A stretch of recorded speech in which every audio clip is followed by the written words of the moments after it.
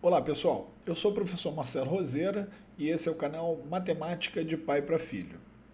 Nós vamos começar um trabalho aqui fazendo uma revisão de todos os tópicos da matemática, em especial os tópicos do ensino médio. Vamos começar esse trabalho pela geometria analítica. Você vai ver que um dos objetivos da geometria analítica não difere muito do que você deve ter estudado e aprendido na geometria plana euclidiana, é resolver os mesmos tipos de problema que você já enfrentou lá no estudo dessa primeira parte da geometria, que é calcular distâncias, calcular ângulos e áreas. Tá? A diferença é que aqui a gente vai ter como aliado, né, um par de eixos cartesianos. E para isso, né, nos ajudar a identificar pontos, escrever equações e identificar, por exemplo, regiões no nosso sistema, no nosso plano cartesiano, que possam ser representados por inequações algébricas, por exemplo. Tá? Então, eu vou fazer um início de uma abordagem aqui apenas como uma revisão, para que você possa lembrar como fazer para identificar pontos, sinais em que esses pontos estão representados nesses espaços do sistema cartesiano, para que um pouquinho mais à frente a gente possa resolver problemas um pouquinho mais complicados. Então, olhando aí para esse par de eixos, né, que temos na nossa tela, eu queria lembrar a você que essas retas, né, foram dispostas fazendo um ângulo entre elas de 90 graus. Então, esse eixo na horizontal, que é o meu eixo X, eu chamo de eixo das abscissas, né? Ele vai de menos infinito aqui à esquerda até mais infinito lá na direita, né? Ou seja, são eixos orientados da esquerda para a direita na horizontal e de baixo para cima na vertical, que é o meu eixo Y, que da mesma forma, tá, também vai de menos infinito até mais infinito, fazendo aí o uso de todos os números, do conjunto dos números reais. O que vai acontecer aqui, tá, é que eu vou dispor, tanto no eixo X quanto no eixo Y, né, de uma escala, tá, como se fosse uma régua aqui, para poder representar os meus pontos e representar, né, essas medidas na medida da minha necessidade. Então, à direita desse encontro dos eixos cartesianos, é onde está a minha origem, tá? Eu represento os pontos que têm abscissa positiva. Se eu precisar representar pontos com abscissas negativas, eu faço uso desse semi-eixo aqui à esquerda da origem, representando aqui, então, valores que têm abscissa menor do que zero, abscissa negativa. E se você precisar representar pontos numa região que tem um valor, né, da ordenada menor do que zero, você vai certamente fazer uso do semi-eixo negativo vertical, tá? Que é o eixo do Y. Então, lembrando, todo ponto nessa região, né, ele tem duas informações. A informação da medida, né, que você identifica no eixo X e a informação da ordenada que você identifica no eixo Y. Então, por exemplo, se eu tiver a necessidade de representar um ponto, vamos dizer, mais ou menos aqui, ó, nessa região, eu vou chamar esse ponto de ponto P. Como dissemos, ele tem duas informações, então ele tem uma informação que é o valor de x desse ponto e o valor de y. Ou seja, do jeito que aí ficou representado, né, eu posso imaginar que a leitura que você vai fazer da informação de x, você vai fazer aqui embaixo. Então, para os registros que eu fiz da minha escala, aquele ponto ali teria um x igual a 4. E se você precisar da informação em y, você precisa projetar esse ponto no eixo y, e essa projeção aqui eu venho no eixo y e faço a leitura dessa informação. Então, nesse caso aqui, um y igual a 2.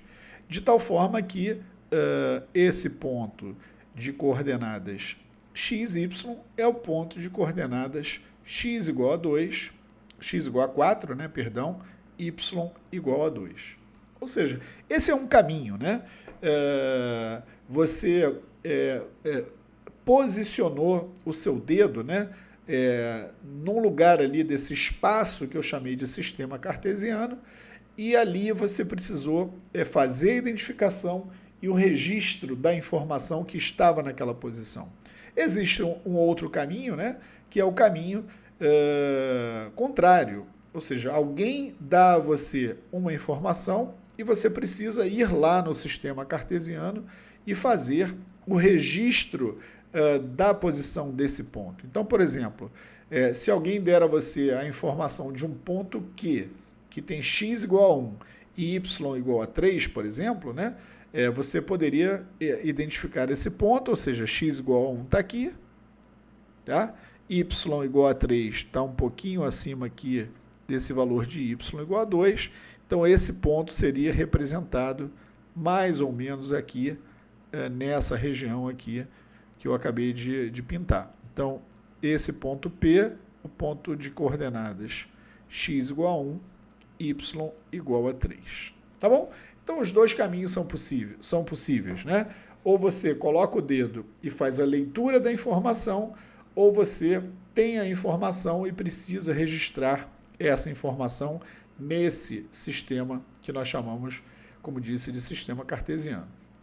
Vale lembrar o nome desses espaços que ficam aqui, então, assim definidos, ou seja, esse quadrante aqui, né, nós chamamos de quadrante 1, esse quadrante um pouquinho aqui à esquerda, no semi-eixo positivo do y, de quadrante 2, quadrante 3 aqui embaixo, e aqui abaixo do eixo x e à direita, né, do eixo y, o quadrante que nós chamamos de quadrante 4.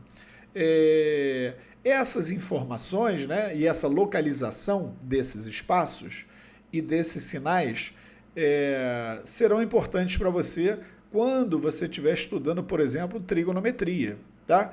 Onde no eixo x você vai ter o eixo dos cossenos, no eixo y o eixo dos senos, e da mesma forma que eu vou fazer agora essa revisão para você, lá no estudo da trigonometria também é importante que você saiba identificar onde você tem, por exemplo, seno positivo, cosseno negativo e assim por diante, para você poder ter um entendimento completo do comportamento das suas linhas trigonométricas. Então, por exemplo, no quadrante 1, é uma região que tanto x quanto y são pontos que têm essas duas informações, né, abscissa e ordenada, ambas positivas. No quadrante 2, qualquer ponto que você pegue nessa região aqui, quando você projeta no eixo x, você vai cair numa região que tem o semi-eixo negativo do x e no eixo y o semi-eixo positivo. Então, estamos falando de uma região que pontos possuem x negativo e y positivo. Ok? Quando você vai para o quadrante 3, fica muito claro aqui que as duas projeções recaem nas regiões negativas dos dois eixos, então região com x negativo e y também negativo. E por último, aqui no quadrante 4, a projeção em x cai na região com semi-eixo positivo e a projeção em y com semi-eixo negativo. Ok? Duas últimas informações importantes aqui. Existem alguns pontos muito especiais, né, que são os pontos localizados nesses eixos cartesianos. Então, por exemplo, se você pegar um ponto P, tá? Vamos chamar de A e B, né? Um ponto A, tá? No eixo X, tá? Onde eu estou pintando aqui, no semi-eixo positivo, tá? Ora, se ele está no eixo, significa dizer que ele não tem afastamento vertical, tá? Ele não tem informação do afastamento dele em relação ao eixo x, nem para cima nem para baixo. Então o y dele é igual a zero. Então todo ponto A pertencente ao eixo x é um ponto de coordenadas alfa zero, ou seja, ele só tem abscissa, tá? A ordenada dele é nula. Eu costumo dizer para os meus alunos que o eixo x, né, é como se fosse a linha do Equador. Tá? Então, aquele ponto que está na linha do Equador, ele não tem nem latitude positiva, nem latitude negativa. Tá? Ele está naquela posição de neutralidade em relação a esse afastamento vertical. Então, a leitura que fazemos de um ponto na linha do Equador é a mesma leitura que fazemos para um ponto no eixo x, ou seja, o y dele é igual a zero. Da mesma forma, se você tiver a necessidade de identificar um ponto no eixo y, eu vou chamar ele de ponto B, tá? Ele não tem afastamento lateral, tá? Então a abscissa dele é nula. A abscissa é nula. Então o x é igual a zero, ele só tem a leitura da ordenada que eu vou chamar de beta, tá?